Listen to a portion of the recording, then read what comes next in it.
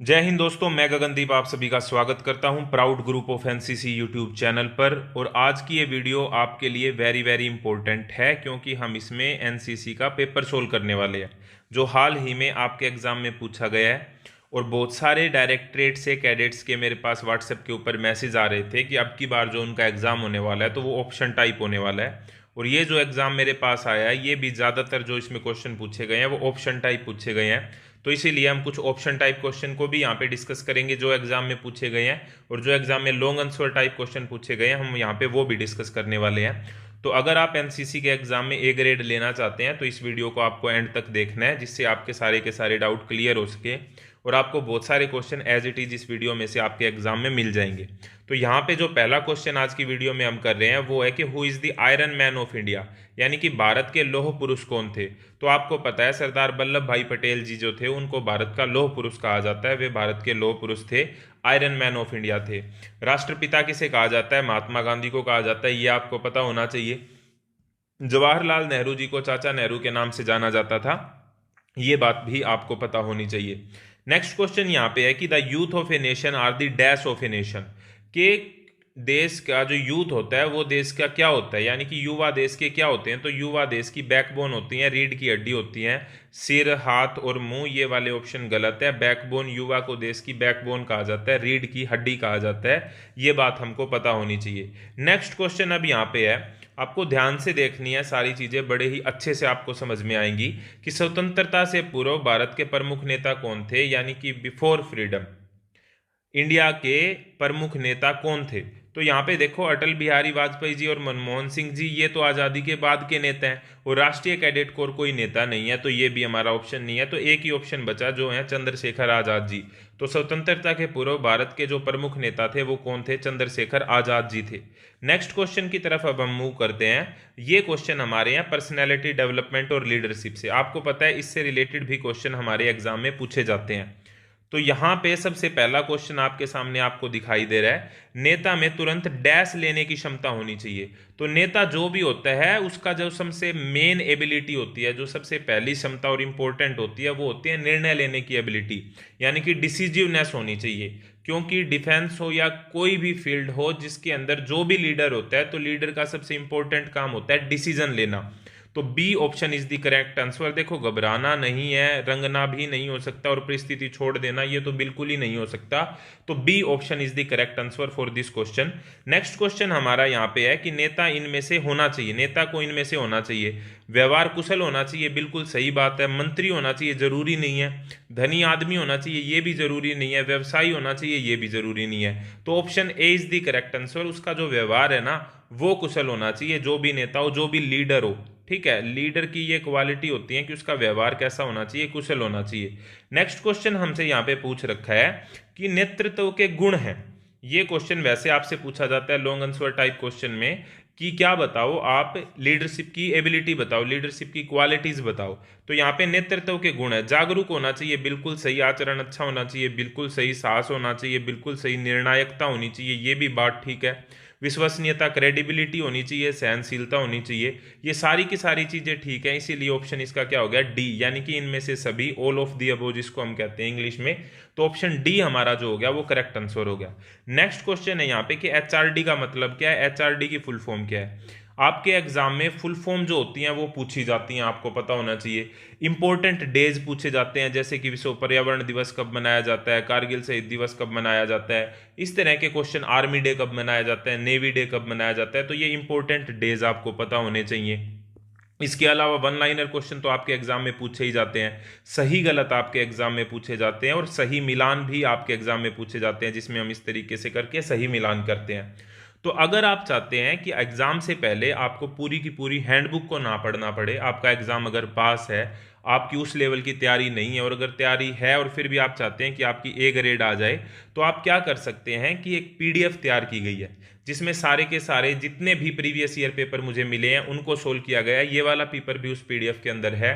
इसके अलावा important days, NCC के अंदर जो फुल फॉर्म पूछी जाती हैं वे, one liner question, short answer type question, long answer type question, और वे सभी क्वेश्चन जो आपके एग्जाम में पूछे जा सकते हैं। तो उसकी एक पीडीएफ बनाई गई है। अगर आप उस पीडीएफ को खरीदना चाहते हैं तो व्हाट्सएप नंबर आपको डिस्क्रिप्शन में मिल जाएगा, वहां से जाके आप व्हाट्सएप के ऊपर मैसेज कर सकते हैं और पीडीएफ को ले सकते हैं। अब हम नेक्स्ट क्वेश्चन की तरफ बढ़ते हैं। नेक्स्ट क्वेश्चन यहाँ पे जो क्वेश्चन नंबर 38 दिखाई दे रहा है।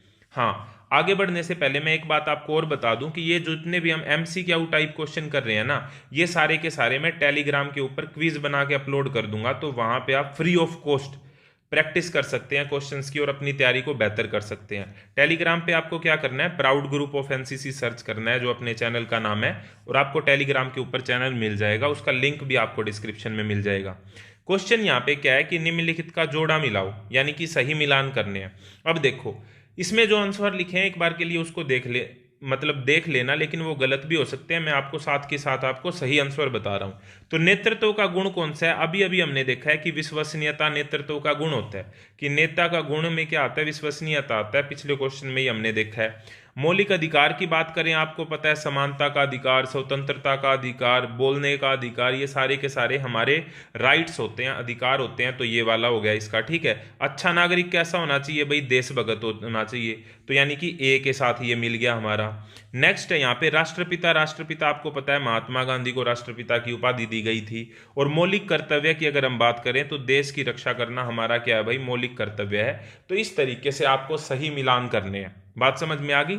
इस तरीके से आपको क्या करने हैं भाई? यहाँ पे सही मिलान करने हैं। नेक्स्ट क्वेश्चन हमारे हैं भाई डिजास्टर मैनेजमेंट से। डिजास्टर मैनेजमेंट जिसको हिंदी के अंदर हम आपदा प्रबंधन कहते हैं।